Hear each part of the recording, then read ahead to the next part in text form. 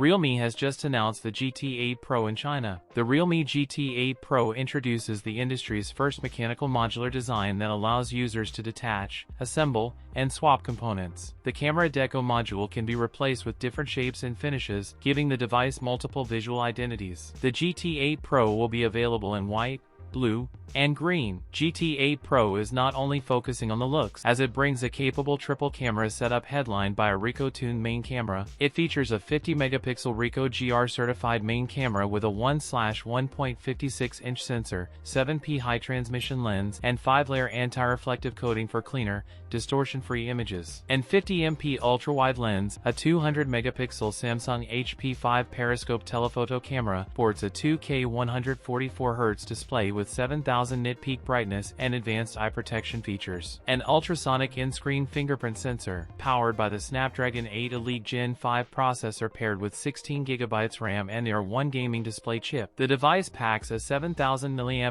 battery with 120W wired and 50W wireless charging support, and bypass charging. The GT8 Pro starts at 3,999 yuan for the 12GB plus 256GB model. That's it for today's video. If you enjoyed it, don't forget to like, comment, and subscribe for more content. Thanks for watching, and I'll see you in the next one.